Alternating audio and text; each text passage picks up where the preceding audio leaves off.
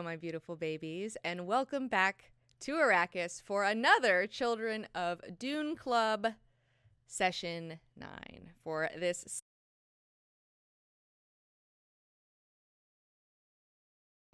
through 451 in this particular book.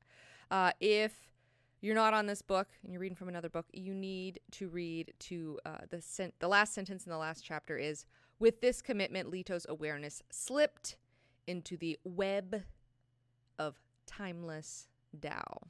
That's right. Got a little bit of Tao in there. Got a little bit. There's a lot of interesting things in session 9.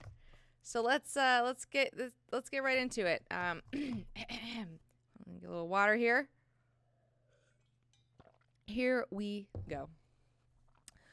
The beef is swelling in session 9, Children of Dune Club, while Leto is being kept doped up in a spice trance state. He meets a Fremen girl named Sabiha, the girl in his first vision, Namri's niece, and his future lover, whom he ends up rejecting. He sneaks out of the siege. Leto flees into the desert, right into a great storm, right smack dab into the middle of a great storm. Little does he know his heel pumps on his still suit have been disengaged, and he does not have any water. Oh, whoa, Leto's in a real tough spot. It's a real tough spot for poor little Lord Leto. Back in Arrakis, Duncan reunites with his wife Alia, and Ghanima and Irulan continue to argue over Ghanima's plan to kill her betrothed Farad'n. Back on Salusa Secundus, Jessica is awoken in the middle of the night by her Carino student when he successfully completes his first assignment and is eager for the next lesson. All right, here we go. Let's go to chapter 41. Leto agrees to cooperate. Unsatisfied by his responses, his captors keep sending him back into the spice trip. They're like, what is he? He's like, what the fuck do they want me to say? I keep telling them stuff, and like they keep like sending me, they keep feeding me more spice. I'm like so fucked up. Like it's like it's like his own little Burning Man. You know, he's just got a whole week of just being fucked up. Leto's memory lives are surging and receding like waves. And at one point, his father comes to him. His inner father comes to him and says, "You are a child seeking to be a man. When you are a man, you will seek in vain for the child you were." I love that sentence. I just wanted to talk about that philosophy because it's so true. Like, kids are in such a fucking rush to grow up. And it's like, you're going to be bummed when you get here, dude. Like, you're going to be bummed when you get here. Take it easy. Be a kid. You know, like, it's pretty fucking cool because you'll never get this chance again. I was actually talking with a friend about that who was like, man, I just wanted to grow up so fast and really fuck myself over there. You know, like, I don't know why I did that. You know, I was just like, yeah, like, you know, I can't really relate because I'm still... I never stopped being a kid in certain aspects, and also, like, I did enjoy. I didn't, like, rush it, you know. I was like, I feel like I did a pretty good. I didn't rush too hard on trying to be an adult. But after I did become an adult, I was like, yes, I'm an adult. This is cool.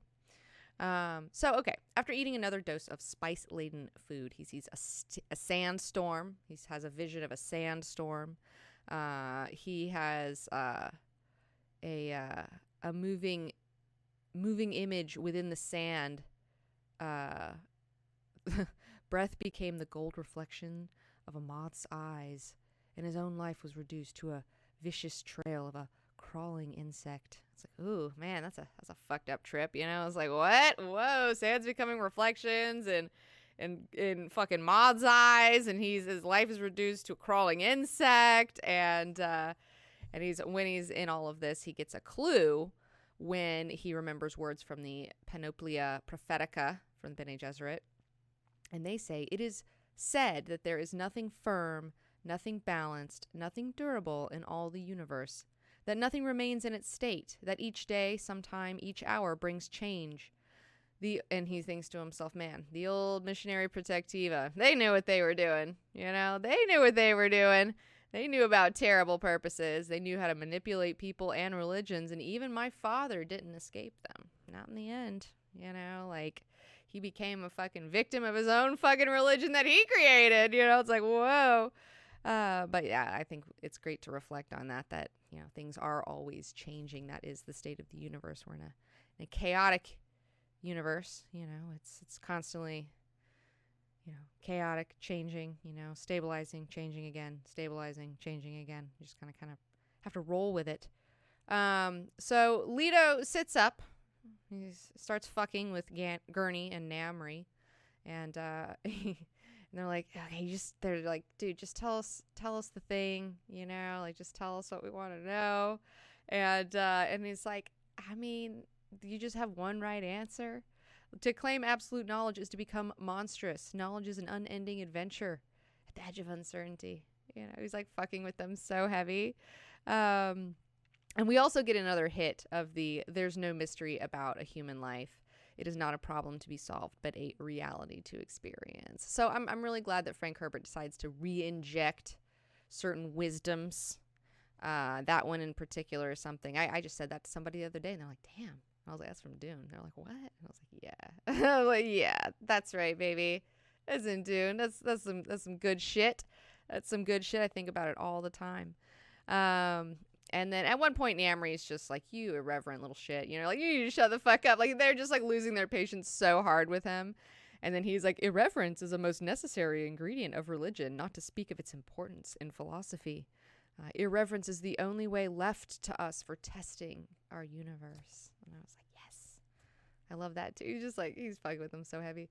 Irreverence, you know, it's important. It made me think of when Jessica was saying, leave the preacher alone. I think he's a healthy sign. This guy who's questioning us, I think he's a healthy sign. This is what we need more of this, actually, in my opinion. And it's like, yes, I'm on that. I'm on that irreverence tip. You know, anything that you're not allowed to ever question, it's just kind of like, this sounds like despotism. Like, irreverence is healthy. Gurney and Namri are getting really tired of these fucking games, and then he goes on, he continues to kind of draw it out, and he says, my father's intent was to close down the cycle of wars, but beware paths which narrow future possibilities. Such paths divert you from infinity into lethal traps. I ally myself with Namri against my father, and my father within does too. Okay, even my father within is fuck this shit. Because it's the amor fati, which is the love of fate, which I bring to humankind, the act of ultimate self-examination. So it's like amor, I don't know if I'm saying it right, amor fati, amor fati, I don't know. But this is a state where you roll with it no matter what comes to you. You know, like no matter what comes, you're like, this is supposed to come. I'm going to embrace this, even if it's not something that's fun or something I wanted. You know, this is the love of fate. Whatever happens. We're just going to we're going to take it, anything that comes. We're going to ride that wave. And then so Gurney's just like, bro, please just say, like, please stop. Like, please just say the fucking thing, man. Like, please, like, you're fucking killing me. And he's like, fine, send word to my grandma that I'll cooperate. The sisterhood may come to regret my cooperation, though. But an Atreides gives his word. So Leto just says that he'll cooperate. We'll see. You know, we'll see. Maybe not in the way that they want him to. But Gurney and Nam are like, fine. You know, that's good enough. All right. We won't kill you. We're just going to we're going to dip out. And Leto thinks to himself, we humans are a colony organism. They wanted cooperation. They want a healer. But I'll not bring them social order in the way that they expect it. So he's like, okay, I'll cooperate. I mean, you think I'm cooperating with you, but really, y'all are going to be the ones cooperating with me, motherfucker. And he knew that he'd not be as unconsciously malevolent as his father, despotism at one terminal and slavery at the other, but this universe might pray for those good old days. Leto is getting ready to give humanity a fucking spanking. You know, he's just getting ready to give humanity a real fucking spanking. He's like, you thought my dad sucked? Wait till you get a load of me, dude. I'm like my dad, except like times 1,000. So I'm just gonna ramp it up to an 11. You know, I'm gonna take it to an 11, motherfuckers. And he thinks to himself, how will they know that I'm dangerous unless they experience me for thousands of years? I'm gonna fuck with these motherfuckers for thousands of years. Get ready, humanity. Fucking get ready. It's gonna be wild. Chapter 42, Farad'n's late night success. Farad'n busts in on the Lady J. It's like 3 o'clock in the morning. She's sleeping. He's like, whoa, what are you doing here? The guards are like coming in after him. And he's like, I've done it. I did it. I made my hands old and young. I did the thing. I did the thing. I remembered having little chubby baby hands. And I was like recovering my memories of being an infant. You know, like what the fuck? And then it's like, and then she's like, well, what happened when your hands got old? He's like, my brain got sluggish and I started having a pain in my kidney. Like, it's like, oh my gosh. And she's like, well, what did you learn? He's like, my mind controls my reality. My mind controls my reality. He's so stoked. I love it. Farad'n is such a little sweet cinnamon roll. So Jessica's like, he's like, I'm ready. Let's go. Let's keep going, bitch. And she's like, all right, cool. Like, guards, like, fucking go away. And they're like, this is 3 o'clock in the morning. You're in a nightgown. She's like, do you think I'm going to fuck this kid? You know, and he's like, get out of here, guards. Like, fuck off. You heard her. Go away. And so what he's doing, or what Jessica is helping him to do, is to deprogram from something called acquired conditioning. Acquired conditioning. This is something that happens to all of us. We grow up, we just acquire the conditioning from the people, the society around us. And if you are a spiritual seeker and on that philosophical path, and you're trying to find some real shit, if you're trying to get past the illusion of reality that is given to you by, mainstream society, you must learn to deprogram yourself from a lot of these weird ideas that you're given, which, seem like common sense ideas, but really aren't, in truth, the real deal. I mean, what is reality? But she's like, congrats. She's like, congrats. You are now an infant. Before you weren't even anything. Now you're an infant. And he's like, oh. And she's like, no, you've been born anew. That's great.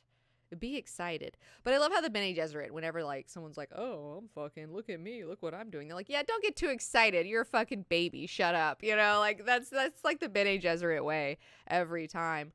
And she's like, okay, now it's time to learn every muscle in your body. Can you move your one toe and not any other toe on your foot? And he's like, no. And he's like, yeah, well, that's what we're going to be doing next. You're going to learn every single fucking muscle.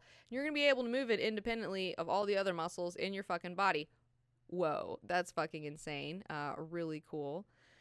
And he asks, why are you doing this to me? I'm like, well, what are you doing this to me? And she says, I intend to turn you loose upon the universe. You will become whatever it is you most deeply desire.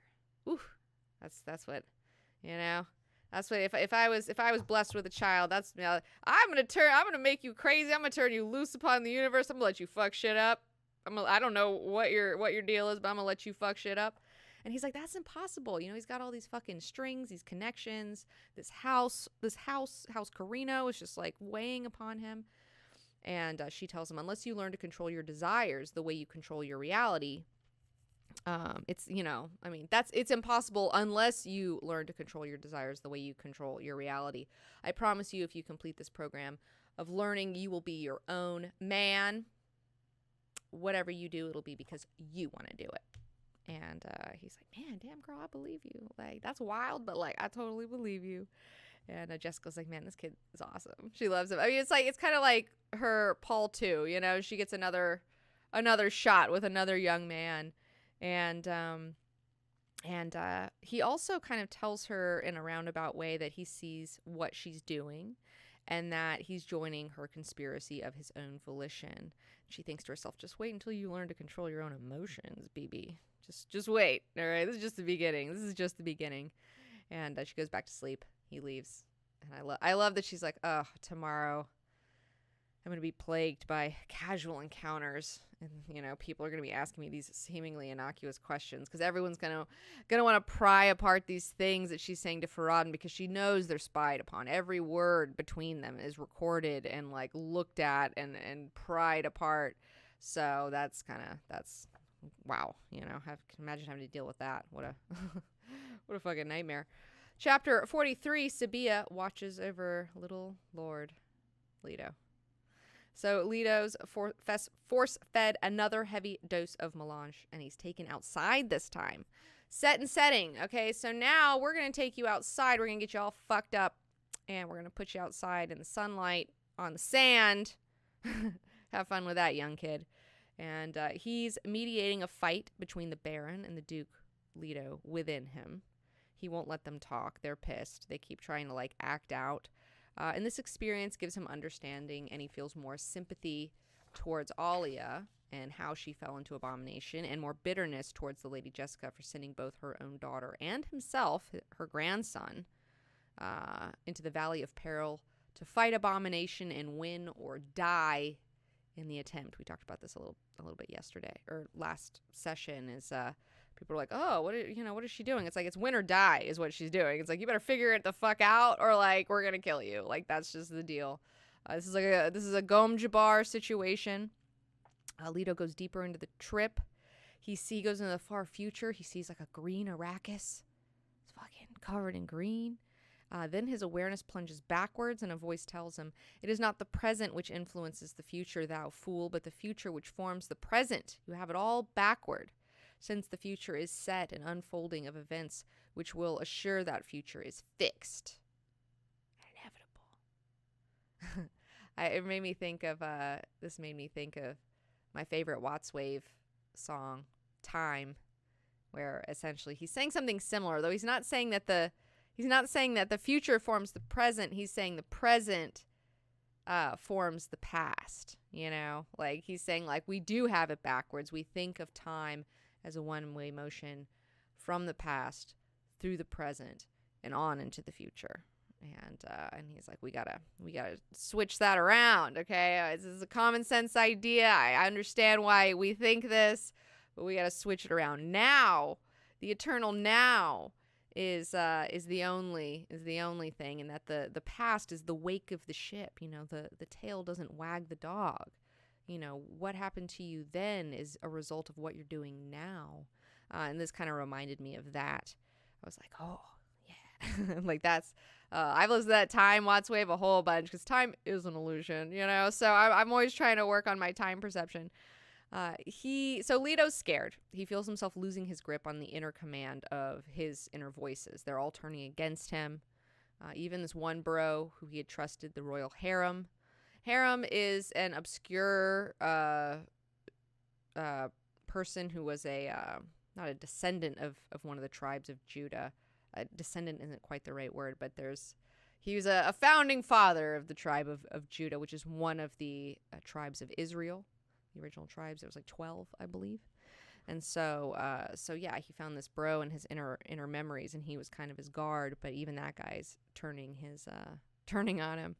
And he thinks of, it's funny, because like while Farad'n is learning the hand trick, he himself thinks of Paul having to learn that very same trick of turning your hand, young and old. And then he experiences a revelation.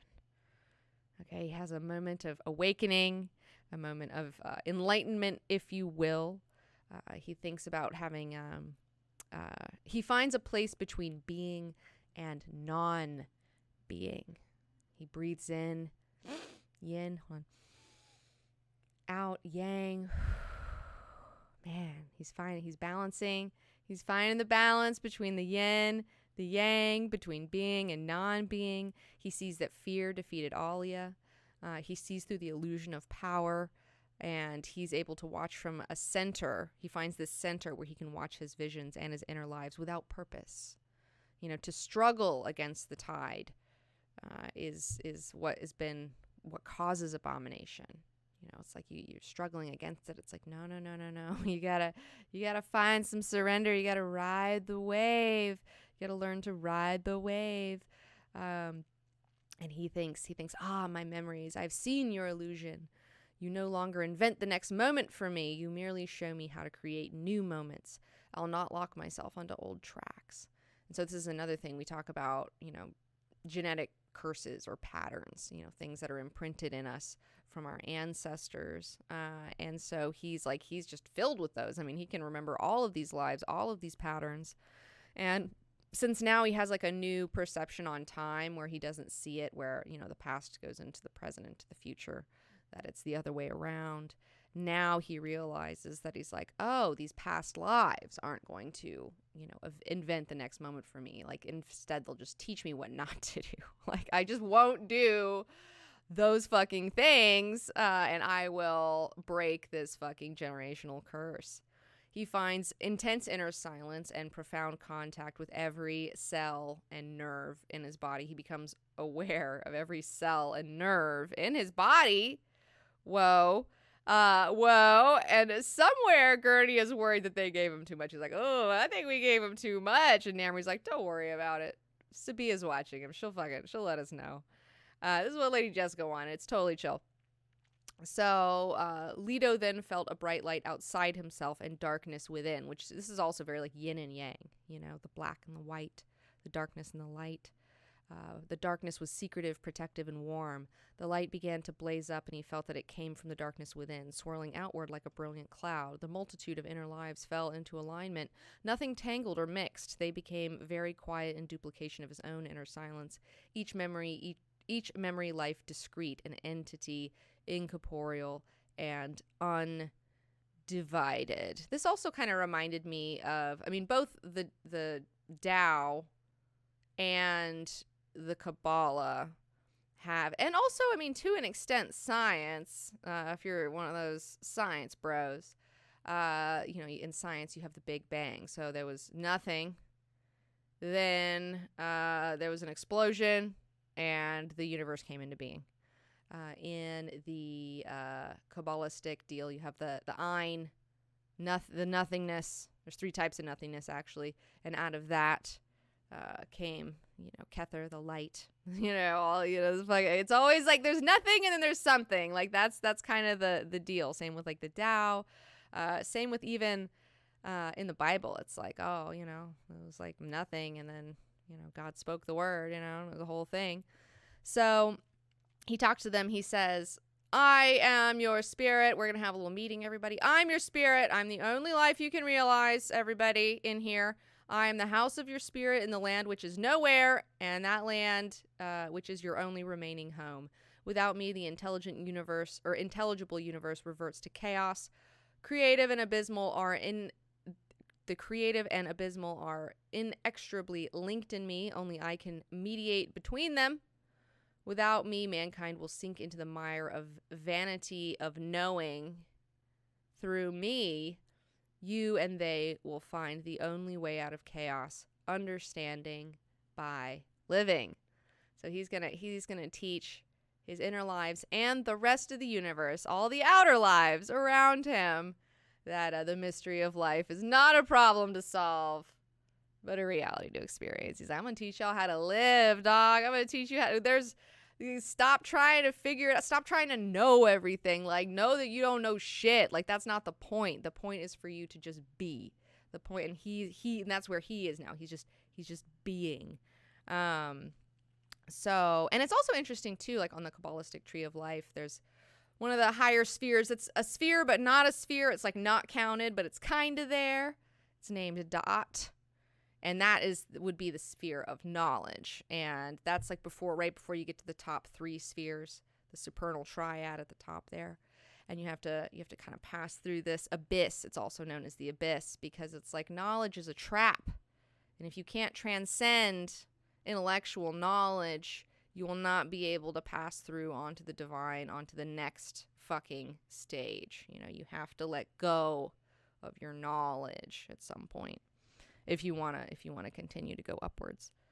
So with this, he let go of himself and became himself. I love this surrender that's going on in this chapter. He's like, he let go of himself and thereby became himself. That's another very Eastern philosophy of, hey, just quit trying to interfere with your own life and just let it happen. Like, we have this idea that if we don't interfere, it won't happen for us. And that the best way to let a cloudy fucking puddle to become clear, you want that water clear, just to stop fucking with it. And that's like our lives. Like we keep fucking with it and we just make the water cloudier and murkier and we can't see through it. The trick is to just fucking stop. It's really tough though. But he became his own person, encompassing the entirety of his past. It was not victory, not defeat. but a new thing to be shared with any inner life he chose. So he's done it. He's done it. I mean, it's kind of been in stages. Like he's like getting through the abomination, the threat of abomination, you know, like first he's like, oh, okay, I don't know. Then he forms that partnership with the harem guy, but that's not enough. Eventually that guy can turn on you too. So you need to keep going, you know, keep going. So this time he's risen above abomination. He wakes from the trance. He sees a young woman seated beside him on a little rug. He's on the sand, and it's the girl from his first vision making the coffee. It's Sabiha, Namri's niece, and she's watching over him, making sure he doesn't fucking, you know, OD, but also like die on his own, but also like to kill him if need be, if he starts saying some crazy shit or whatever the fuck they're looking for. It's almost dawn. He's spent the whole night there, the whole day there. He tells her, you make good coffee. She's like, what the fuck are you talking about? He's like, I've had a vision, which included you. He talks about restoring the balance on Arrakis. Without spice, the Empire falls apart. The Guild will not move. Planets will slowly lose their clear memories of each other. They'll turn inward upon themselves. Space will become a boundary. When the Guild navigators lose their mastery, we'll cling to our dune tops and be ignorant of what is above us and below us. She's like, okay, that's cool, but like, what about me? Like, what did you see? Like, what did you see in your vision, dude?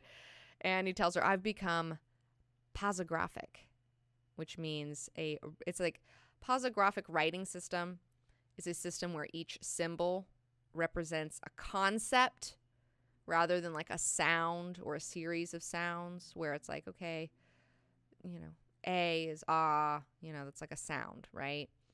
In a posiographic language, you would have what, you know, let's say draw an A or whatever. Well, that means house.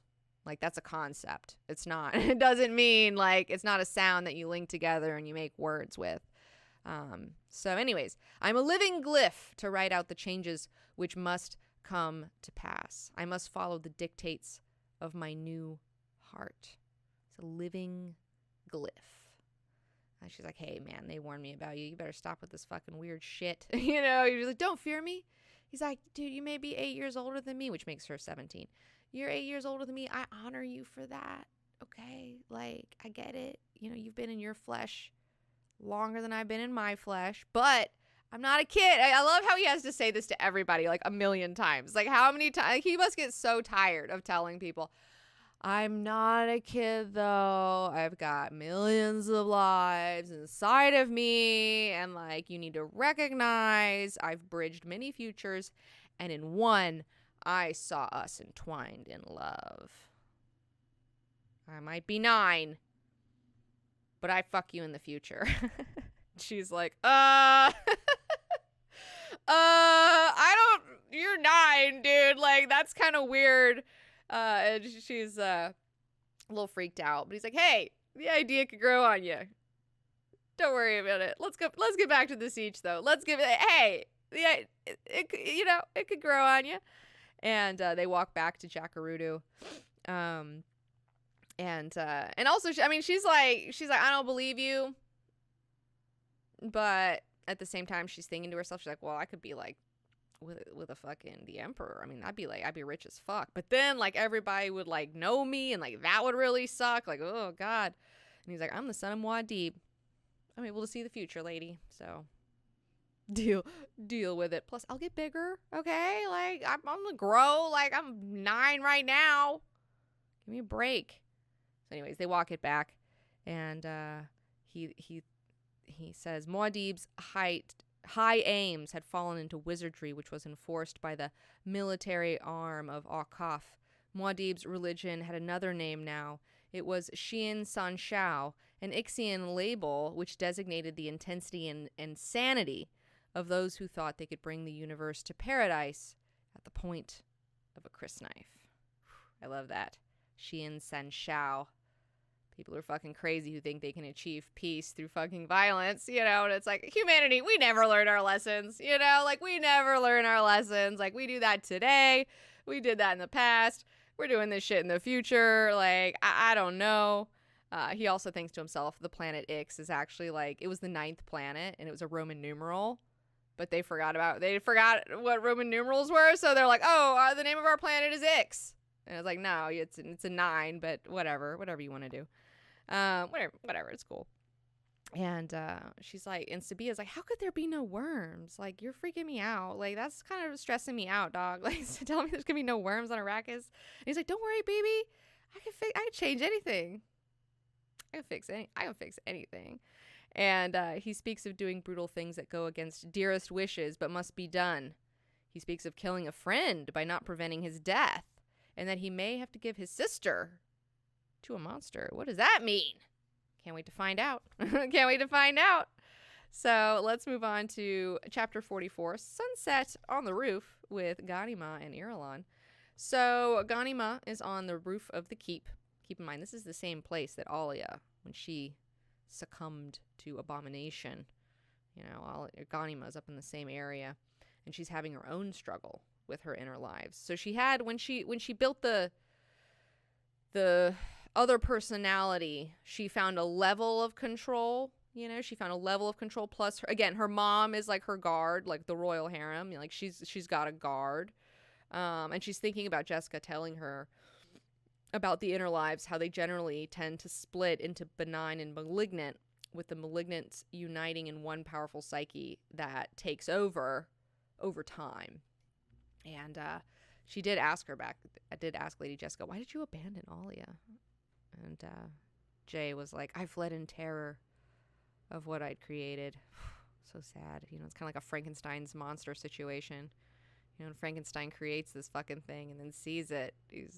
Dr. Frankenstein sees it and he's like, never mind. It's very similar. She says, I gave up, and my burden now is that perhaps I gave up too soon, which I feel like that's fucking fair assessment. So Ghanima does have this truce, a mohalata, with the benign inside of her to protect her. And at this moment, her protector, Cheney, her mother, appears kind of as a ghost and warns her. She's like, oh, you're in a spot right now. You better be careful. Like, you're abomination. Be careful. And she sinks herself into the Bene Gesserit credo to regain a sense of order, which is religion is the emulation of the adult by the child. Religion is the insistment of past beliefs. Mythology, which is guesswork. The hidden assumptions of trust in the universe, those pronouncements which men have made in search of personal power, all of it mingled with shreds of enlightenment. Which that's like that's just like, oh wow, you really just summed up religion, Frank Herbert. Good job, dude. Like, wow. Because like within every religion there are these shreds of enlightenment. Like there are these beautiful fucking ideas that are like, oh, yes, but it's all mixed up with men who are manipulating these things because they're trying to get personal power. It's guessing at the universe, at things that you don't understand. That's what the mythology is. So it's just like, oh, I was like, that's so great. But she goes on to think, and always the unspoken ultimate commandment is thou shalt not question. So that's another religious component. Thou shalt not question. You're going to believe. You better believe we're not going to question here. All right. If you're in this religion, then you just you believe this shit, whatever we tell you. But we question the Bene Gesserit, we break that commandment as a matter of course. The work to which we have set ourselves is the liberating of the imagination, the harnessing of imagination to humankind's deepest sense of creativity. So that is one of the traps of organized religion, is that it wants you to just go along, well, do what we tell you to do. The shit's sacred, so just... And the Bene Gesserit is like, nope, no. We question. We don't stop questioning. Again, it goes back to the irreverence. It's like irreverence is a good thing. Questioning is a good thing. Like don't ever stop, baby. Don't ever stop. And Ghanima thinks to herself, heart of my enemy, you shall not be my heart. And she chooses hate. She's like, I'm not going to fear. I'm going to hate. And that's how I'm going to survive this abomination business. Irulan shows up. She's like, damn it, Ghanima, like, what are you doing? Like, stop sneaking out. What are you doing up here?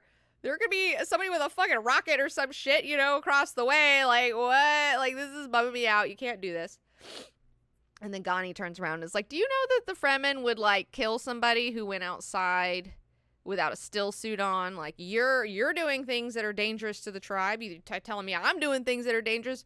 You're doing things that are dangerous. You know, like, fucking get out of here. Irulan comes to tell her, though, that Farad'n has accepted the betrothal, but delays the official betrothal ceremony, which is where Ghanima is planning to kill him. And she asks Irulan, will you try to dissuade me? You gonna try to dissuade me right now? Irulan's like, I've given up.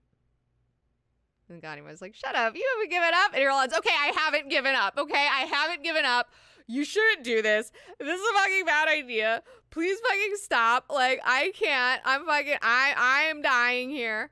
And then Ghani, she calls him, or calls her the childless wife of my father. Whew. Man, she gets a little nasty. She says, I'm related to Agamemnon. I give 0 fucks. Okay, I'm bloodthirsty. I'll kill him. Okay, I'm gonna kill him. I don't care. Like, I do what I want. She's like, well, I'm gonna try to stop you. And he's like, okay, that's cool. But, like, I might have you killed then. Like, if you're gonna keep going, like, we might have you killed, bitch. So, like, be careful. And then Irulan, that's too much for her. She goes mom mode. She starts crying. She's just like, I would die for you. Like, you're the child I never had. You're right. Your dad didn't fuck me, okay? But, like, you're all I have. Please, I'm begging you. Like, this is a terrible course. And Ghanima starts to get a little soft spot for her. And it's just like, look, man, I'm Fremen. The difference between us, I'm Fremen. You're not. You know, like, Alia gets it. I don't know why you can't get it. And Irulan says, if I didn't know Alia for an Atreides, I'd swear she had set herself to destroy her own family. Ding, ding, ding, ding, ding. Oh my God, Irulan. You're right. Maybe you should think about that a little bit more. Like, oh. And Ghanima kind of like, she doesn't flat out say it, but she pushes her in that thinking that be like, yeah, you need to wake up. Ali's abomination, dude. She's like, I'm worried about becoming abomination. You won't even fucking think of it. Like, you're not even, like, you won't even allow yourself to think of it. And Irulan's, it's just superstition. She's like, no, it's not. Like, if you would help me, please, first learn who I am, okay? If you really love me, like, know me, like, figure it out. Like, you don't even know me. I love you. And then they hug it out. They have a big hug. Irulan takes her into her arms. They smush her little cheeks together. And I liked that they hugged. And Ghanima thinks, man, I really don't want to have to kill this lady. Like, please don't make me kill this lady. I like her. So this was a good Irulan chapter where Irulan is, you know, I know we talk a lot of shit about Irulan, but she's trying her best, you know, she's fucking trying her best. Chapter 45, Leto escapes his captors and flees into the desert. Okay. So Leto wakes up out of his fucking spice stupor. What the fuck's going on? I'm tripping balls. Like, I've been tripping balls for days. He hears the water rings in Sabiha's hair tinkling. And he thinks to himself, man, this lady is like, she's 17. She's 2 years past the age when Fremen women were married and betrothed, you know. She's hot. She's nubile. What's the deal here? She's got dark hair, pale skin. And she's like, well, do the Fremen know that the sisterhoods plan to try to wed me to my sister and revive pharaonic imperialism through us? I mean, they have to know about that. He did tell Stilgar that. So, I mean, you know, if Stilgar told everybody else, then, like, yeah, they would know. And then he's like, do the Fremen think that Sabiha can stop this? Like, what's their plan? Why are they putting this girl in my face? You know, like, what the fuck? But then at the same time, he's like, damn, but, like, this is my bitch. Like, this is my girl right here. Like, I mean, they're right. Like, I don't know how they know and, like, put this lady here, but, like, this is, like, we got a thing going on, me and fucking Sabiha. And so she's out there, she's mixing more spice drug food for him. And, he's like, man, every time I think I win, tell them what they want to hear, you know, they send me back. Like, what the fuck do they want from me? And he also thinks to himself that Jessica was right. That old witch, what a thing to do, you know. She forced me to organize all of the data of past lives and remember at will. Otherwise, he would have succumbed to abomination, and he's so powerful they just can't have that. So he doesn't know if he's thankful for this or hates her for this. It's a little bit of a mixture of both. You know, I mean, she is right, but it's still fucked up. So Gurney still waits for the signal. Leto's like, I refuse to give it. How long until he fucking kills me? Enters Sabiha. Bro is still so tripped out. He's seeing rainbows in the edges of her fucking hair. I've definitely been on some mushrooms and I've seen some rainbows like edging some people out too. We're like, oh, like this is for that rainbows. This is cool. She feeds him some more spice. And he thinks to himself, many nights have I dreamed beside the open water, hearing the winds pass overhead. Many nights my flesh lay beside the snake's den, and I dreamed of Sabiha in the summer heat. I saw her storing spice bread baked on red-hot sheets of plasteel. I saw the clear water in the qanat, gentle and shining, but a storm wind ran through my heart. She sips coffee and eats. Her teeth shine in the shadows. I see her braiding my water rings into her hair. The amber fragrance of her bosom strikes through to my most innermost senses. She torments me and oppresses me by her very existence. And then he starts remembering fucking Sabiha in the future. He starts remembering them doing the deed, and this 9-year-old kid gets a boner, IRL. He's got that beef swelling, an adult beef swelling in his loins. And he has kind of, I guess it's a wet dream, although the Fremen boys, they don't actually, they have an orgasm without coming, because, like, you can't waste your water. But he orgasms in his vision, at least, in his dreams. He fucking whispers her name. Sabiha. Oh, man, it's like, she's like watching over him during this entire fucking time. She goes out, she's like, hey, uncle, he said my name again. It's like, sounds a little weird, He's like, stay with him. Like, yeah, that's right, bitch. And so she goes back in there. Leto's awake, touches her cheek, and starts telling her about the vision of them, and they hold hands, and somehow when he's telling her all this, he like fucking hypnotizes her like the little snake that he is. She falls asleep on the cot next to him, and so he's like, now's my chance. I gotta get out of here. Fuck, and he escapes out into the desert. And so Gurney and Namri come in, and Sabiha's all passed out, and they're like, whoa, like, where's fucking Leto? And she's like, oh shit, that little demon did something to me, and they're like, it's fine, just, whoa, fuck, where is he? Oh god, and Namri's just like, hey, it doesn't matter, like, if I disabled his heel pumps, so he's gonna die of no water, Gurney's like, we gotta find him. Ah! And then he's like, sorry, there's a giant storm coming. We're not gonna be able to fucking go out there until after that storm passes. And Gurney is just like sweating it. He's just like, no, this has gone sideways so fast. Like, holy shit. So he's bummed out. Chapter 46, Alia and Duncan reunited. More sad Duncan. Poor Duncan. Poor fucking Duncan. Alia and Duncan are having a conversation. She's like, Jessica is training for Farad'n? What? Duncan's trying his best to stay in cold computer mentat format. He's like, gotta keep it all business here. All business. Can't show her any emotion. Can't show her that I know. She's like, has my mother gone crazy? And then he speaks. He's like, no, my computer calculation says her sanity index. I love the sanity index. I was like, oh man, I want to make a sanity index and like check on myself every now and again. He's like, no, she's just thinking of Ghani's betrothal. Okay, like a man who's gonna marry Ghanima, he's got to fucking have training. Okay, you got to train this man. You can't just marry him to her. She's bananas. Like, she's next level. And he also thinks to himself, Alia is gone. Like, he sees her now and he's like, wow, she's just not even here. She's not even here. She's a shell within which outrages had been permitted. Alia tells Duncan that Irulan and Ghanima are with Stilgar. She was kind of forced to trade them over. The tribes are freaking out. There's, again, we're still on the verge of civil war here on Arrakis. People are just spilling the qanats, the water, like, everywhere. They're just like, nope, fuck this. No, like, get it. We don't like this progress. We're going back. We don't like it. And she also asks him, why did you take her to Farad'n? He was like, you wanted me to make it look like an abduction. Like, I did that. And I took her there. I just obeyed your orders. I just obeyed your orders. And she's like, you're so literal at times. I didn't mean this. You're so literal. And I love it. It's like, this fucking computers. You know, it's just like, fucking computers, Alia. Like, what are you going to do?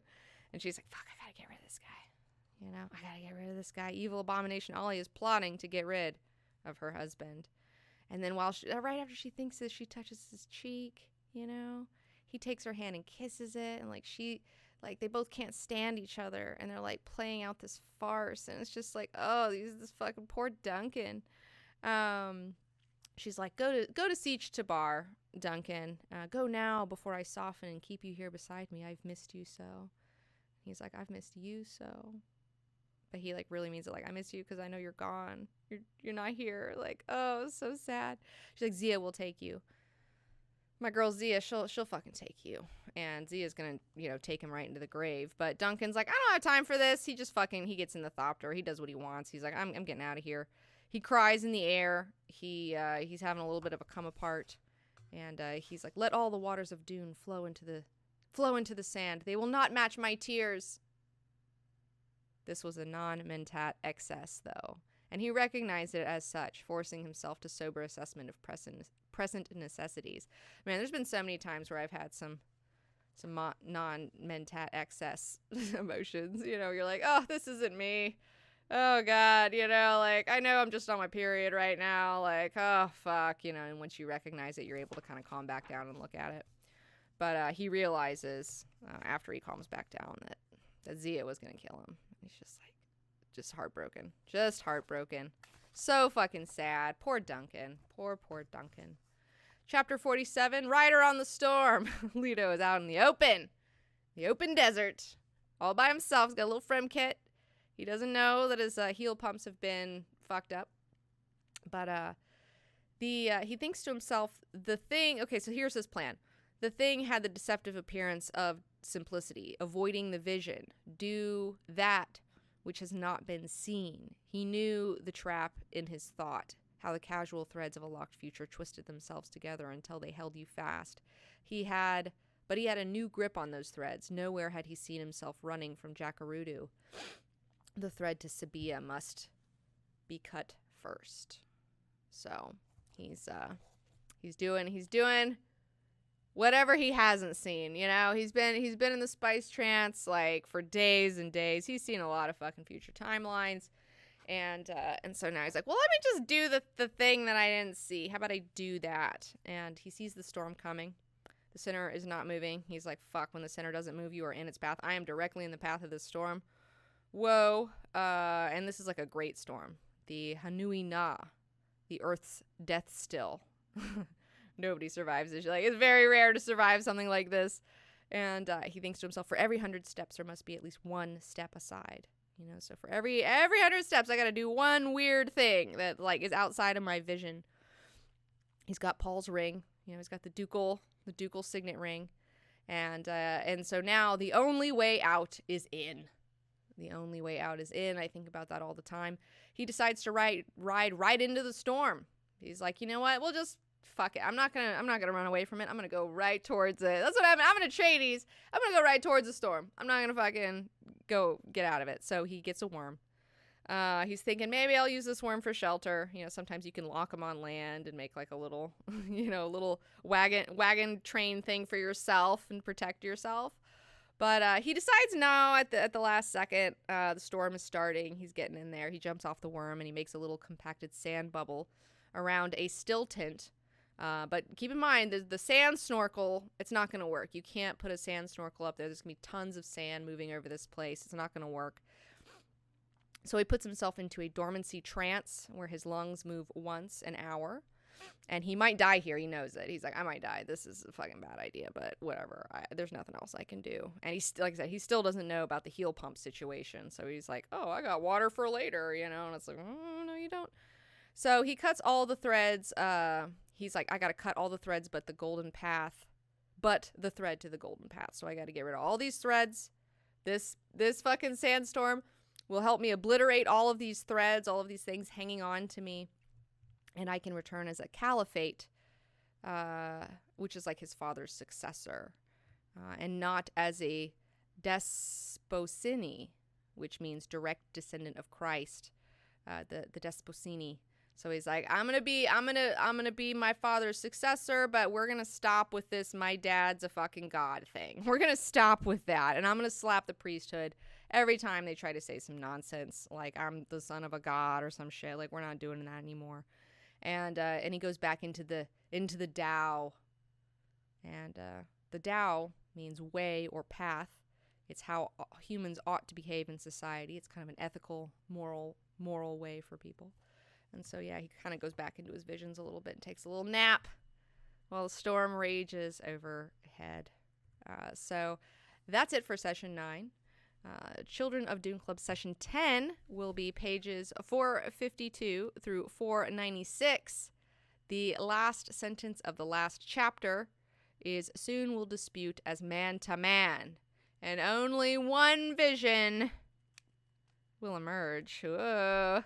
Oh, holy shit. Holy shit. And before we get to our questions and answers, I just want to remind you, if you haven't already picked up a back-to-school Dune Pack, we have some available on DanicaXIX.bigcartel.com. So we got a nice little signed Bene Gesserit notebook, Chome sticky notebook, Abomination Alia bookmark. I've been using mine. In my book. You get a sticker, a litany against fear prayer card, a Mintat Juice of Safu, lip balm, vegan, a Souk School syringe pin, and a Space and Guild highlighter. So I've got some sick merch if you want to support this free class. Also, you can buy the bookmark separately and the Spice Melange lip balm. I love this shit. This is the best. I feel like this is the best piece of merch I've ever made. Like, it's just, it tastes so good. Like, for real. I've had like people online that are like, damn, I didn't expect it to be like this good. And I'm like, I know. I gave some to my friends and stuff, and they're like, wow, this is like amazing. And I was like, I know, right? We also have some Dune Club enamel pins available, as well as some Abomination Alia 8x10 signed and personalized prints. So go to DanicaXIX.bigcartel.com. And yeah, so now we are going to take a quick break, but when we come back, we will be taking questions from our Patreon people and then some questions from you lovely people in the Twitch chat. We will be right back. 19 Academy thanks these lovely people for all their generosity and support on patreon.com/DanicaXIX. And don't forget to subscribe to this channel, like this video, ring the bell, and tell your friends. You can join me live on twitch.tv/DanicaXIX and follow me on Twitter and Instagram at DanicaXIX. Support for 19 Academy comes from viewers like you on patreon.com/DanicaXIX.